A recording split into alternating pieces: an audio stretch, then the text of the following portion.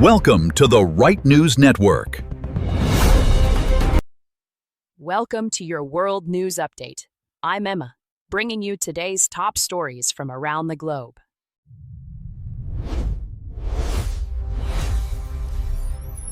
We're watching a escalating standoff between the United States and Iran that's now hitting Americans at the pump and destabilizing global energy markets.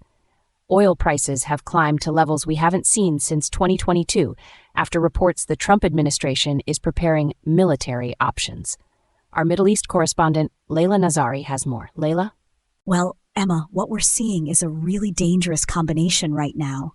The Trump administration is seriously considering strikes on Iran. U.S. Central Command has actually drafted plans for what they're calling short and powerful attacks. And at the same time, they're maintaining this naval blockade of Iranian ports that's essentially choking off the Strait of Hormuz. It's creating real panic in energy markets. How are regular Americans feeling this at the moment? Look, gas prices are up to $4.30 a gallon. That's nearly 30 cents just in 1 week. People are absolutely noticing this. What's really concerning, though, is the humanitarian angle that's not getting enough attention. Aid organizations are telling us that food, fuel, and medicine shipments are getting blocked or severely delayed because transportation costs have skyrocketed. We're talking about millions of vulnerable people who can't access basic necessities because of this blockade. Layla, appreciate it.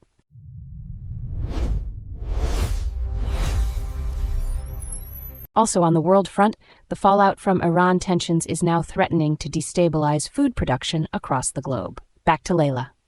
That's right, Emma. So Yara, the world's biggest fertilizer maker, is sounding the alarm here. They're saying that disruptions tied to the Iran conflict could put about 10 billion meals a week at risk. We're talking nitrogen-based fertilizers that are absolutely essential for modern agriculture. Without consistent supply, crop yields drop, food prices spike, and it hits the poorest countries hardest. How immediate is this threat? Well, look, it's not like tomorrow people won't eat, but we're talking months, not years. If the Iran situation doesn't calm down, farmers are already scrambling to find alternative suppliers and cutting back on fertilizer use.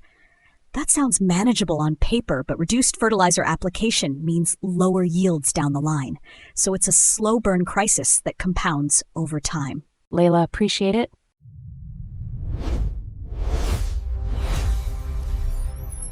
A deepening feud between Donald Trump and Germany's Chancellor is now threatening America's military presence in Europe. Trump said the U.S. is studying troop cuts in Germany after the Chancellor criticized America's approach to Iran. The stakes are enormous.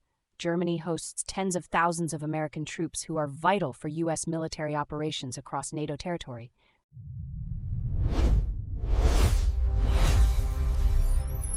The UK is facing its most serious terrorism threat level in nearly 3 years after violence erupted in Golders Green this week. It's a stark reminder of the vulnerability of major cities to security incidents. Our defense correspondent Marcus Webb is here with more details. Marcus? Well, Emma, thanks. So the UK threat level's been raised to severe for the first time since November 2021, and that's when we had the attempted bombing and the murder of MP David Amess. Now, this Golders Green attack prompted the escalation, and what's really remarkable here is how a volunteer actually managed to restrain the suspect by grabbing their ankle during the incident. But what's concerning for authorities is that the threat assessment suggests a terrorist attack is now highly likely. What did the volunteer say about what he witnessed? Look, his account is pretty chilling. He told the BBC, "If eyes could kill, I'd be dead," describing the suspect's demeanor in that moment. I mean, it gives you a sense of how intense the situation was and how quickly he had to react. His intervention almost certainly stopped things from escalating further, which is quite extraordinary. What's the practical impact of raising the threat level to severe? Well, what happens now is you'll see much heavier police presence at transport hubs, shopping centers, major public spaces. Security screening's going to get tighter. The police will be repositioning resources toward counterterrorism operations, and frankly, there's going to be pressure on ministers and law enforcement to show they're doing everything possible to prevent the next attack. We're probably looking at weeks of heightened alert here. Marcus, appreciate the insight.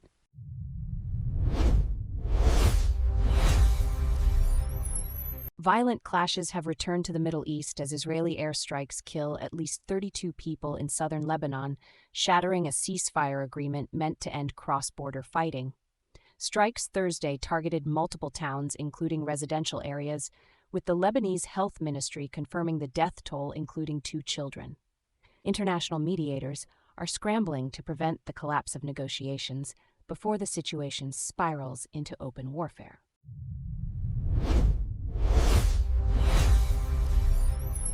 The United States is mobilizing international allies to tackle a critical energy crisis unfolding in the Middle East.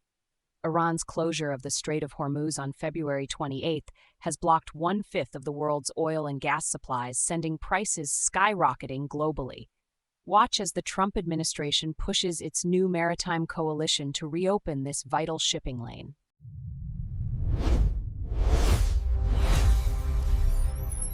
The Department of Homeland Security is getting its funding back after a historic shutdown, but there's a major catch. 2 crucial immigration agencies are still being left out.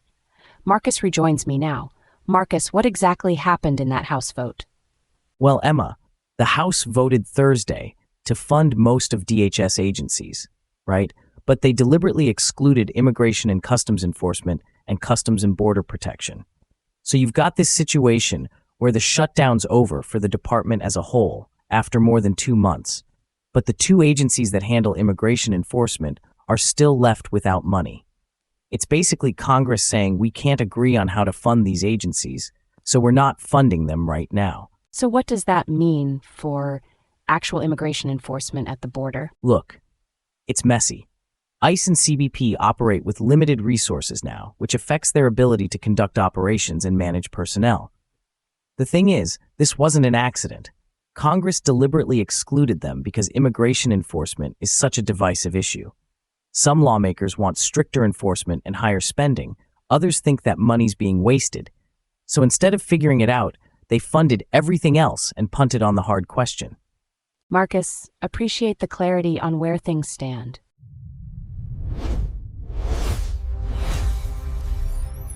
The U.S. military presence in the Middle East is about to shrink significantly. The USS Gerald R. Ford, a massive aircraft carrier that's been stationed in the region for nearly a year, is heading home for repairs. The departure comes as President Trump pushes to negotiate with Iran, raising questions about whether America can maintain its military edge while pursuing peace talks.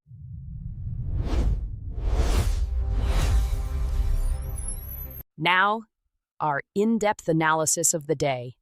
The story dominating the headlines, examined from every angle.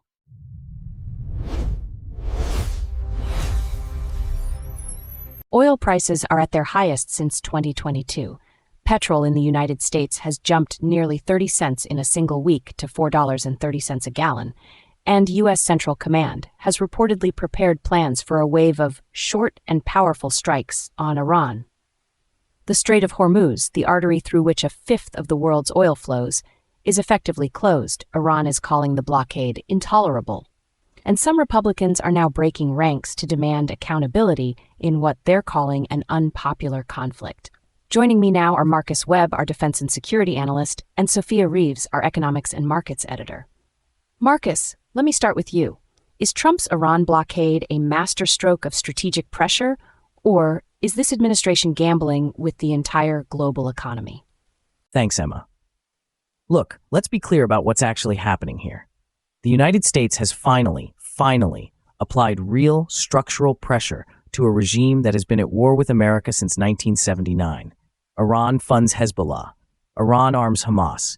Iran's proxies have killed American soldiers across the region for decades.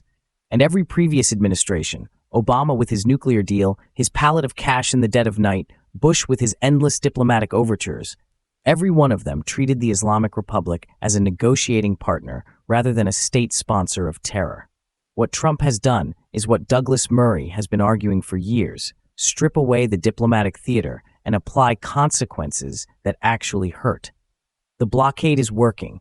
Trump himself says so. And the oil markets, which don't lie, which don't have a political agenda, the oil markets are confirming it.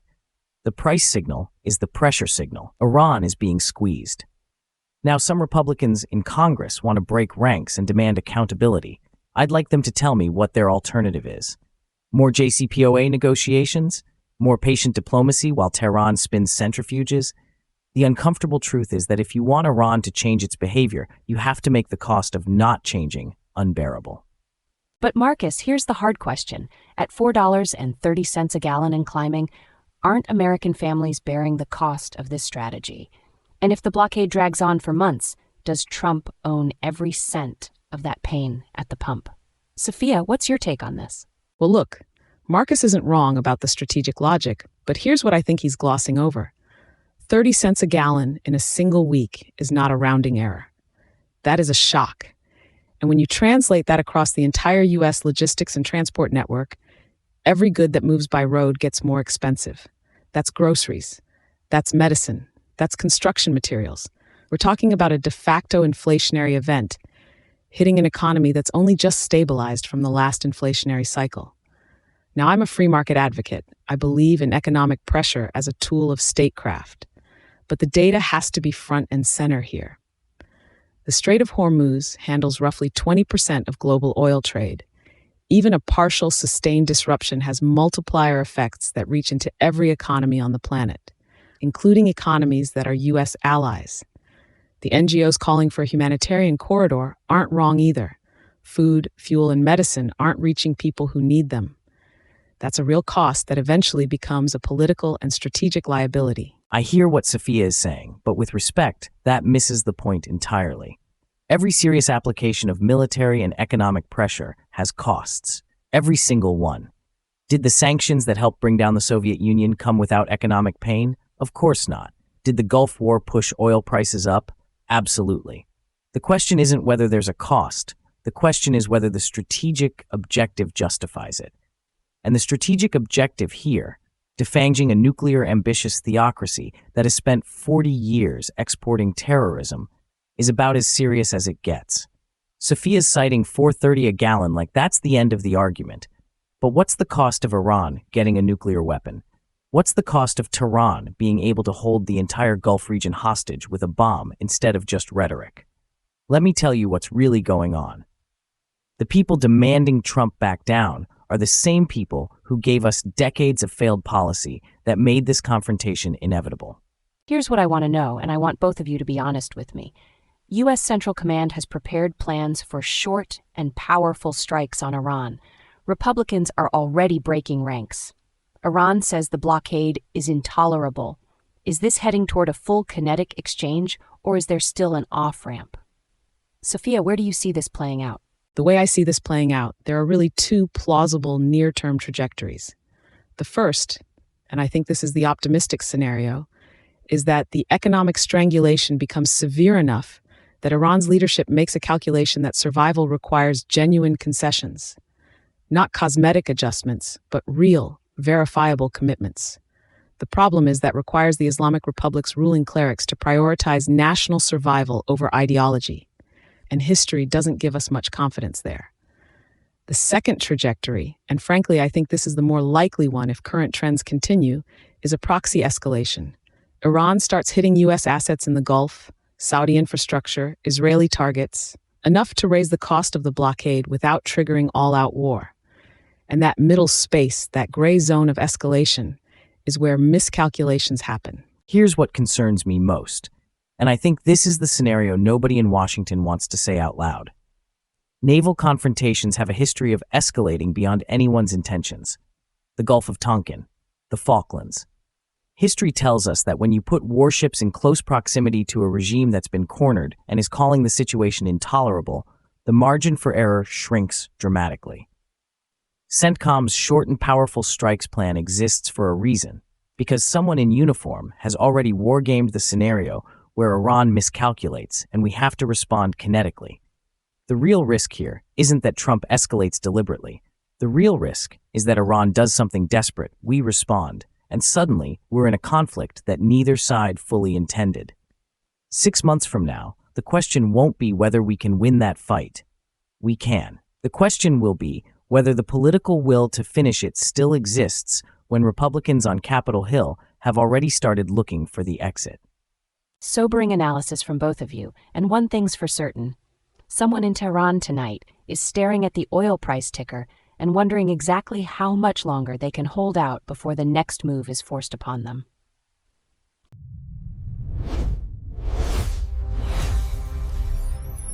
We are 23 days into a ceasefire with Iran, and the full picture is only now becoming clear.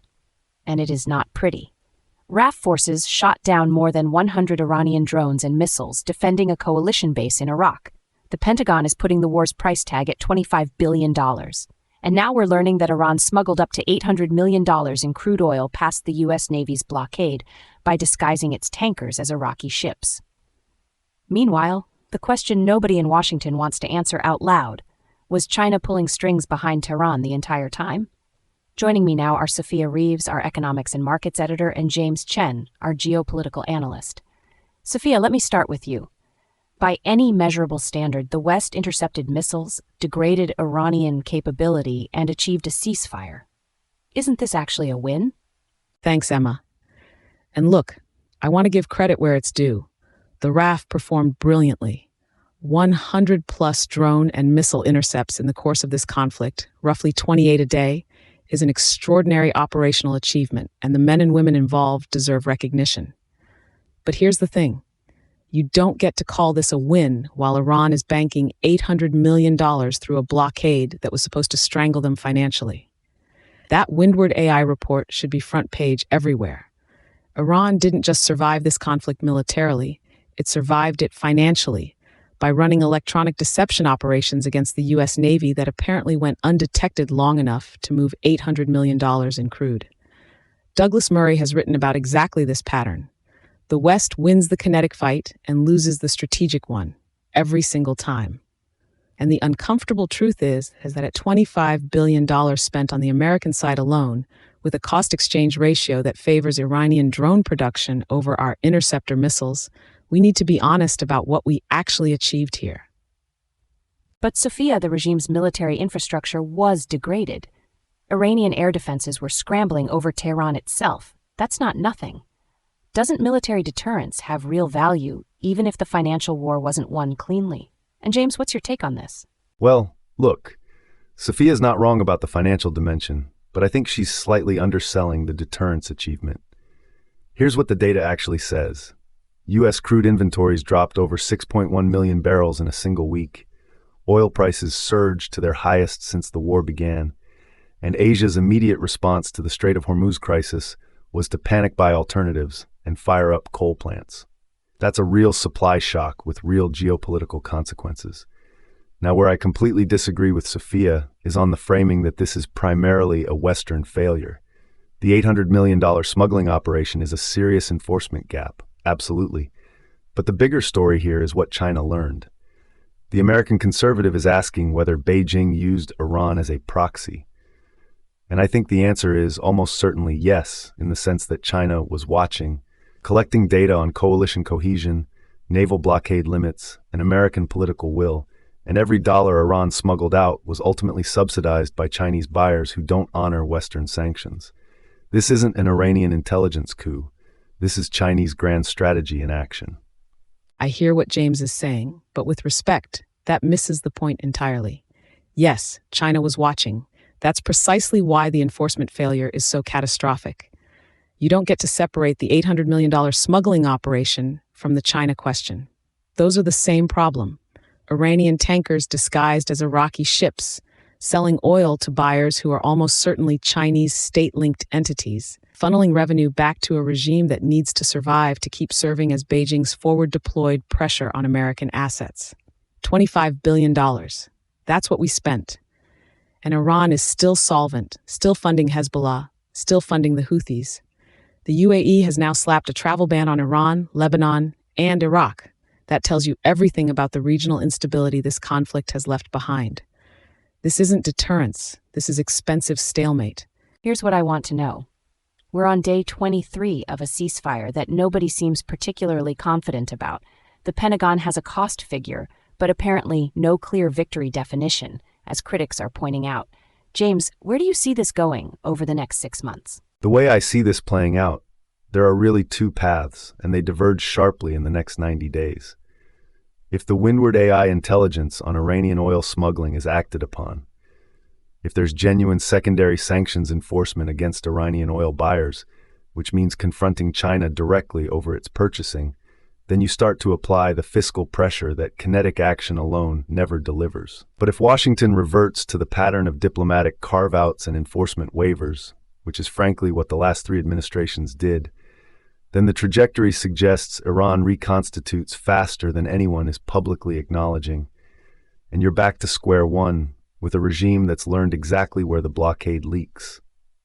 History tells us regimes like this don't collapse under partial pressure. They adapt. Here's what concerns me most, and this keeps me up at night. The China angle James raised is not speculative anymore. It's structural. If Beijing has concluded from this conflict that it can arm and sustain a frontline adversary, let America spend $25 billion and exhaust its political capital, and then position itself as the indispensable broker of any settlement, then we've just handed China a replicable playbook for a Taiwan crisis. That is the real risk here. Not the next Iranian drone. The lesson China is writing down right now about naval blockade gaps, about coalition fracture points, about the cost exchange ratio between cheap drones and expensive interceptors. That's the document that matters. And I'm not sure anyone in the current administration is reading it. Sophia Reeves, James Chen, sobering stuff as ever, and that's probably exactly the point. One thing is absolutely certain tonight. Someone in the Pentagon's Strategic Planning Division needs a very strong coffee and a much longer to-do list.